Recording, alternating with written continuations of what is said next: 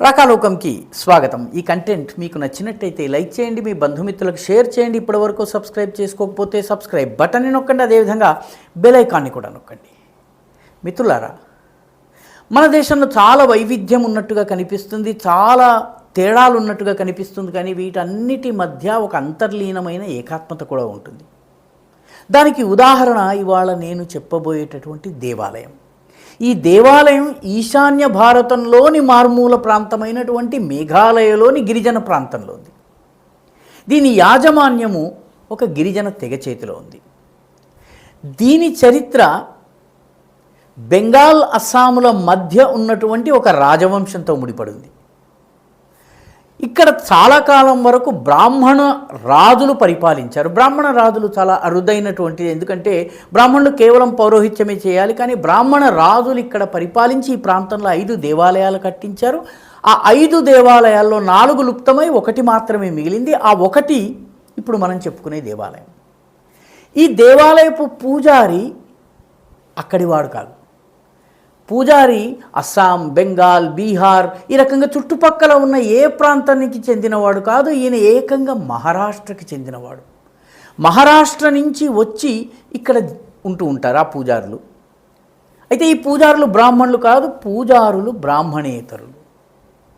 తమాషా ఏంటంటే, గుడి గిరిజనులు యాజమాన్యము, ప్రారంభించింది బ్రాహ్మణరాజు, పరిపాలించింది బెంగాల్కి చెందిన రాజవంశము, అదేవిధంగా పూజారులు మహారాష్ట్ర.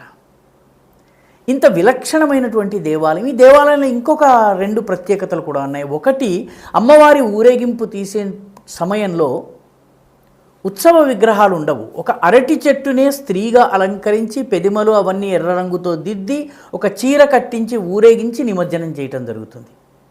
ఇది పూర్తి గిరిజన పద్ధతిలో జరుగుతుంది.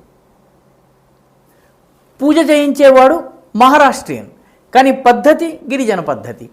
ఆ తరువాత ఒకానొక సమయంలో ఇక్కడ నరబలి ఇచ్చేవాళ్ళు.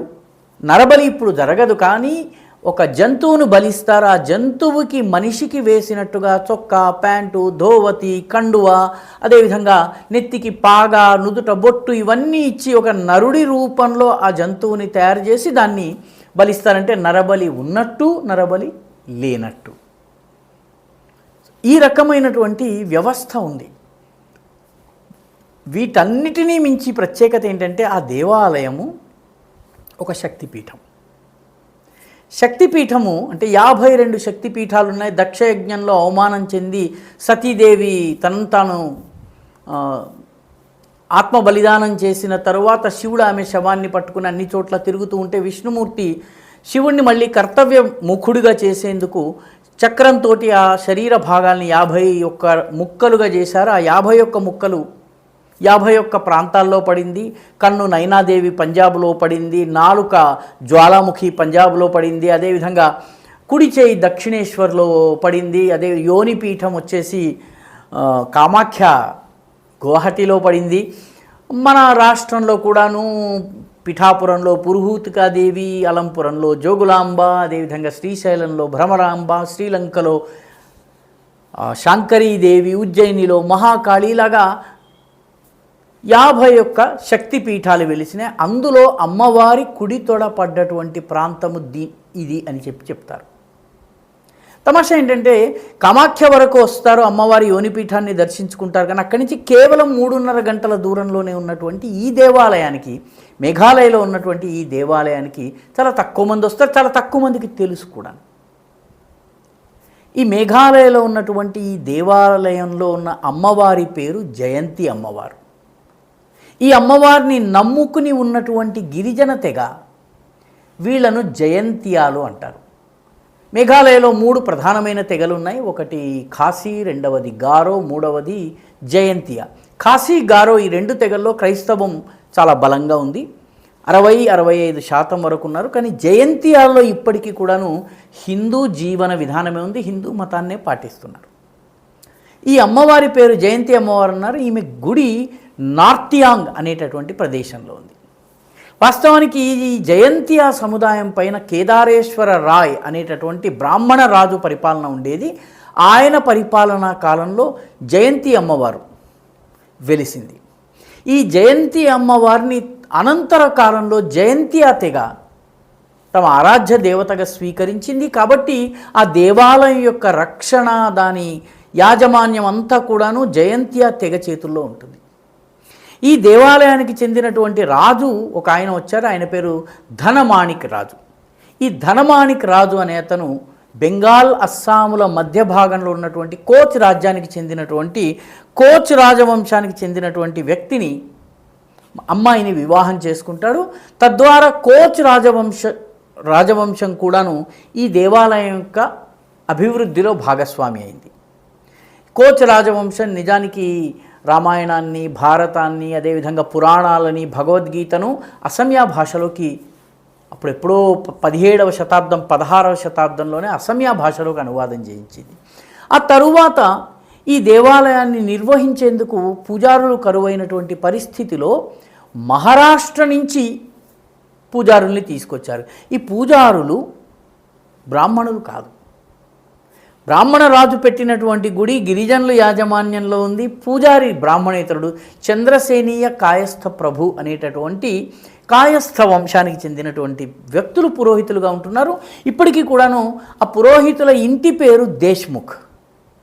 సో మేఘాలయలోని లోపలి భాగంలో అడవుల మధ్య ఉన్నటువంటి నార్త్ యాంగ్లో దేశ్ముఖ్ అన్న పేరు వినిపించితే ఎంత ఆశ్చర్యంగా ఉంటుంది. దేశ్ముఖులు పూజారులుగా ఉన్నారు. వాళ్ళు పూజలు నిర్వహిస్తుంటారు. వాళ్ళు నిర్వహించేటటువంటి పూజల్లో నరబలి యొక్క ఛాయలు ఉన్నాయి. నరబలి ఇప్పుడు లేదు. నిజానికి బ్రిటిష్ ప్రభుత్వంలో బ్రిటిష్ వాళ్ళు ఇక్కడికి వచ్చినప్పుడు బ్రిటిష్ వాళ్ళని తీసుకుని రావడం, అమ్మవారికి బలి ఇవ్వడం ఇది జరుగుతూ ఉండేది, నరబలి. చివరికి బ్రిటిష్ వాళ్ళు ఈ జయంతియా రాజు పైన అనేక మార్లు యుద్ధం చేసి ఆయనను లొంగ తీసుకుని నరబలి ఆపేలా చేశారు. అయినా రహస్యంగా నరబలి జరుగుతూ ఉండేది. 1931 తరువాత ఈ ప్రాంతం అంతా కూడాను ఆంగ్లేయుల ఆధిపత్యంలోకి వచ్చింది. అప్పుడు నరబలి ఆగింది. అయితే ఇప్పటికీ కూడా అక్కడ ఇచ్చేటటువంటి బలి, జంతువుల్ని బలిస్తారు. మీకు కామాఖ్య అమ్మవారి దేవాలయంలో కూడాను జంతు బలి ఉంటుంది. జంతు బలి ఇస్తున్నప్పటికీ ఆ జంతువుని మనిషి రూపంలో అలంకరించి తీసుకెళ్ళి బలిస్తారు. కాబట్టి నరబలి తాలూకు ఆనవాలు ఈ రోజుకి ఉంది. అదేవిధంగా గిరిజనులు ఏ రకంగానైతే మన సమ్మక్క సారలమ్మ యాత్ర కావచ్చు, నాగోబా కావచ్చు, ఏ రకంగానైతే చెట్టునో దేనినో పూజిస్తారు, లేకపోతే చెక్క మొద్దులనే దేవతలుగా భావిస్తుంటారో ఆ రకమైనటువంటి పద్ధతి అరటి బోధెను అమ్మవారుగా భావించి పూజించడం జరుగుతుంది.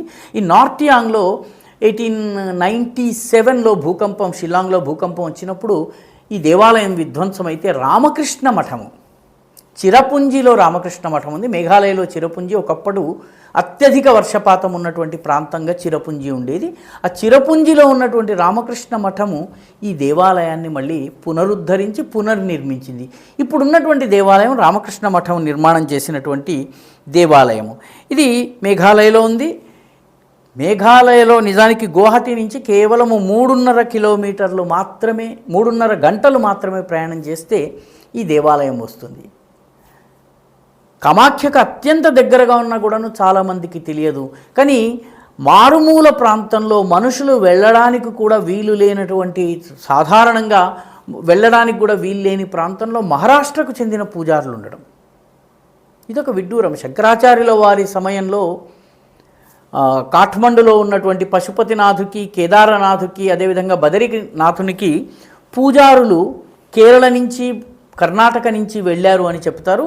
నంబూద్రి బ్రాహ్మణులు వెళ్ళారని చెప్తారు. కానీ గిరిజన తెగ మహారాష్ట్ర నుంచి పూజారిని తీసుకుని రావడం అనేది చాలా విచిత్రమైనటువంటి విషయం. ఎందుకంటే జయంతియాలు ఆ ప్రాంతం నుంచి అసలు బయటికే రారు. వాళ్ళు మహారాష్ట్రకి ఎలా వచ్చారు, ఎలా మహారాష్ట్రతో సంబంధాలు ఏర్పడ్డాయి, ఆ దేశ్ముఖ్ కుటుంబం ఎలాగ తరతరాలుగా అక్కడ పూజ చేస్తుంది, ఇది ఎవరికి కూడాను అర్థం కానటువంటి విషయము. ఈ శక్తిపీఠానికి సంబంధించినటువంటి 4-5 ఉపశాఖలు లాంటి గుళ్ళు ఉన్నాయి. అందులో ఒక గుడి సరిగ్గా మేఘాలయ బంగ్లాదేశ్ సరిహద్దు మీద కూడా ఉంటుంది. సో మొత్తం మీద ఇదొక విలక్షణమైనటువంటి దేవాలయము. దేశంలోని వివిధ ప్రాంతాలకు చెందినటువంటి అంశాలు ఇందులో జోడించి ఉండడమే కాకుండా ఒకప్పుడెప్పుడో ప్రాచీన కాలంలో ఉన్నటువంటి నరబలి యొక్క మారు రూపం ఈ రోజుకి ఉండడము, గిరిజన జీవన విధానము, మహారాష్ట్రలోని జీవన విధానము, బ్రాహ్మణుల జీవన విధానం ఇవన్నీ కూడాను కలగలిసి ఈ దేవాలయంలో కనిపిస్తాయి. అమ్మవారి కుడి తొడగా పడ్డ ప్రదేశంగా భావించేటటువంటి ఈ జయంతి మందిరంలో, ఈ జయంతి మందిరం ప్రవేశించే చోట ఖాసీ భాషలో, జయంతియా భాషలో బోర్డులు ఉంటాయి. అది ఇంకొక విశేషం. అంటే స్థానిక ప్రజల భాషలో ఈ బోర్డులు ఉంటాయి. ఇంత విలక్షణమైనటువంటి దేవాలయం ఈసారి ఎప్పుడన్నా అస్సాంకి వెళ్ళినప్పుడు షిల్లాంగ్కి అందరం మనం చూస్తాము. షిల్లాంగ్తో పాటు ఈ జయంతియా తెగకి చెందినటువంటి జయంతిదేవి మందిరాన్ని నార్తియాంగ్లో తప్పనిసరిగా దర్శించండి. ఈ వీడియో మీకు నచ్చినట్టయితే లైక్ చేయండి, షేర్ చేయండి, ఈ ఛానల్కు సబ్స్క్రైబ్ చేయండి. మీ అభిప్రాయాన్ని కమెంట్ల రూపంలో తప్పనిసరిగా పంపించండి.